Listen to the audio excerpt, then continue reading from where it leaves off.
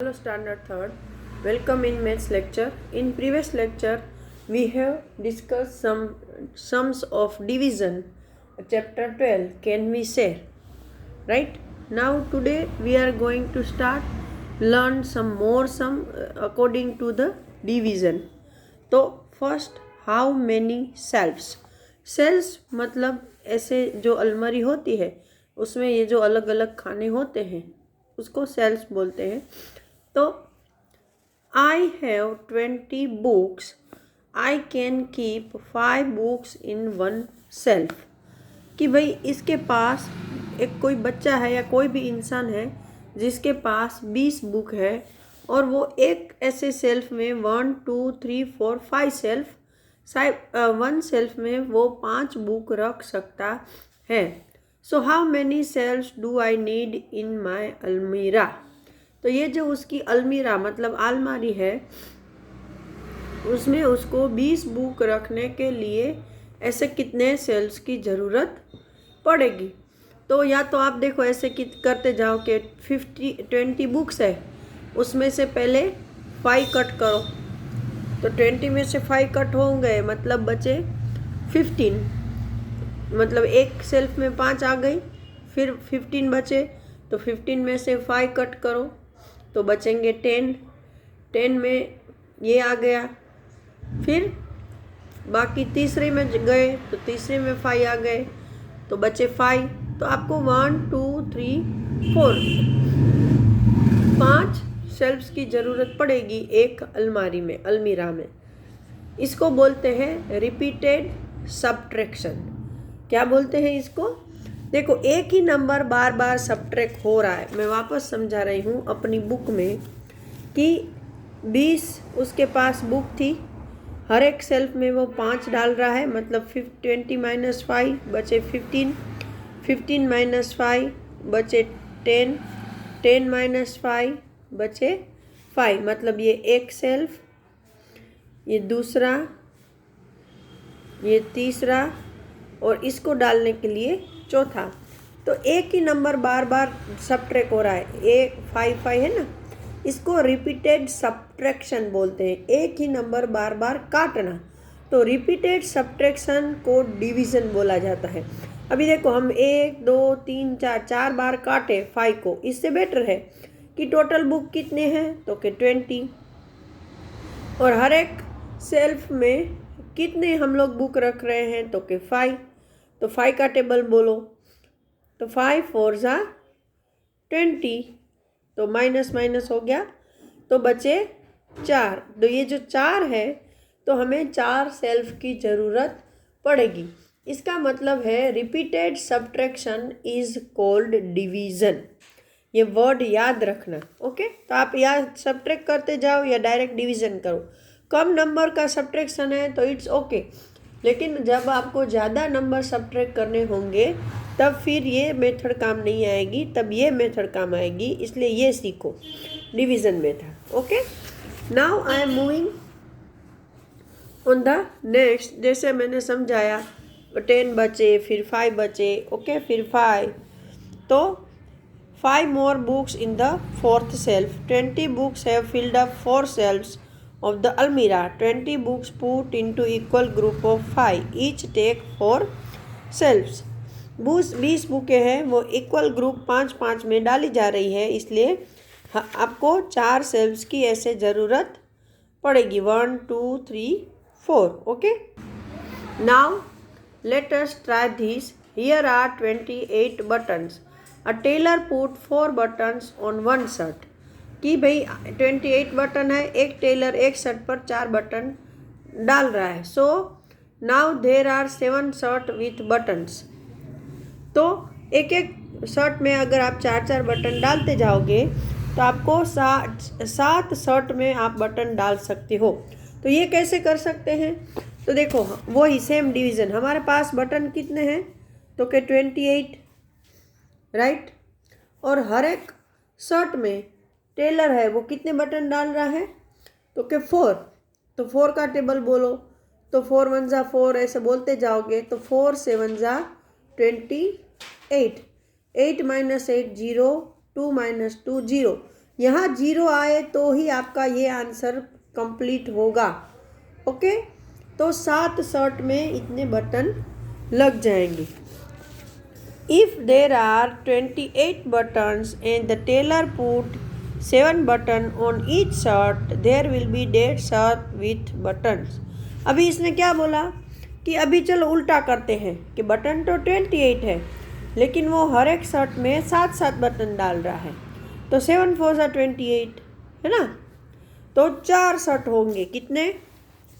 4 shirt में button लगेंगे। आई बात समझ में? चलो, now on the next page, practice time. Minku put her 15 laddu equally into 5 box. अभी मिंकू के पास 15 लड्डू है और वो 5 बॉक्स है उसके पास। तो how many laddu will there be in each box? There will be dash laddu in each box. तो हम क्या करेंगे? 15 डिवाइड बाय 5। तो 5 का टेबल बोलो। 5 3 जार 15 और 15 5 माइनस 5 0 1 माइनस 1 0। तो ये जो आंसर है वो है 3। मतलब कि हर एक बॉक्स में 3 लड्डू आएंगे। 15 divide by 5 equal to 3। Now next, if she uses only 3 boxes, how many laddu will there be in each box? कि अगर वो 5 बॉक्स की जगह सिर्फ 3 बॉक्स यूज़ करती है तो हम क्या करेंगे? तो 15 को 3 से डिवाइड करेंगे। तो 3 का टेबल बोलना है। 3 5 जार 15। तो ये 0 हो गया, मतलब आपका आंसर आया 5।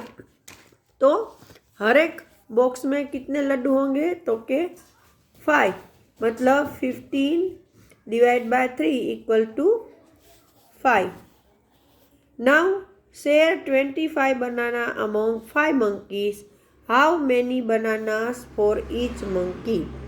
अभी 25 बनाना है यहाँ पर, 25, और मंकी कितने हैं? 5। तो हम यहाँ पर क्या लिखेंगे? 25 बनाना है, 5 मंकी है, तो 5 का टेबल बोलना है। 25 को 5 से डिवाइड करना है। तो यहाँ पर हम करेंगे 25 डिवाइड बाय 5। तो 5 5 जा 25, 5 माइनस 5 0, 2 माइनस 2 0। तो ये है आपका आंसर कि हर एक मंकी को 5 बनाना मिलेगा। Each monkey has 5 bananas. Okay. Number 3, share 12 balloons among 3 boys. How many balloons for each boy? तो हम क्या करेंगे कि हमें 12 बलून को डिस्ट्रीब्यूट करना है 3 लड़कों में। तो जो चीज़ डिस्ट्रीब्यूट करनी है वो है बलून। तो वो 12 और कितने बच्चों में डिस्ट्रीब्यूट करनी है? तो के 3। तो 3 का 12 को 3 से डिवाइड कर रहे हैं। 3 4 जा 12, 2 माइनस 2 0, 1 माइनस 1 0। यहाँ 0 आया तो ये हमारा आंसर कंप्लीट है कि 4 हर एक बच्चे को बलून मिलेंगे। तो यहाँ हम क्या करेंगे? टोटल बलून है 12 और बच्चे कितने हैं? 3। तो 12 बलून 3 बच्चों को अगर हम डिस्ट्रीब्यूट करेंगे तो हर एक बच्चे को 4 बलून मिलेंगे, मतलब हर एक बच्चे को 4। Now there are 21 candles, put them equally into 3 boxes. How many candles are there in each box? यहाँ पर 21 कैंडल्स है और 3 बॉक्सेस है। तो हम क्या लिखेंगे? किस चीज़ को डिस्ट्रीब्यूट करना है? तो के 21 कैंडल को, और कितने बॉक्सेस में? तो के 3। तो 21 को 3 से डिवाइड करो, तो 3 7 जा 21 होता है। तो ये हो गया division. Now on the next page, there are 18 socks, how many girl can wear this? देखो यहाँ पर 18 सॉक्स है। ओके, तो 18 सॉक्स है तो कितनी लड़कियों को ये सॉक्स होंगे? तो हमें पता है कि एक लड़की को 2 सॉक्स चाहिए, है ना, 2 पैर होते हैं ना। तो 18 को हम किससे डिवाइड करेंगे? 2 से। ये आपको इमेजिन करना पड़ेगा, ये यहाँ दिया नहीं है। तो 2 9s are 18, तो 0 हो गया ये सब, मतलब 9 लड़कियों को। कितनी? 9। तो चलो हम यहाँ पर लिखते हैं, यहाँ और कुछ नहीं दिया है तो कि 9 girls. Now Raj has 36 minutes to make rotis. One roti take 3 minutes. So how many roti can be made in this time? तो यहाँ देखो राज के पास 36 मिनट है रोटियाँ पकाने के लिए, और एक रोटी में उसको 3 मिनट लगते हैं। तो वो 36 मिनट में कितनी रोटी पका सकता है? तो हम 36 को 3 से डिवाइड करेंगे। तो यहाँ पर 36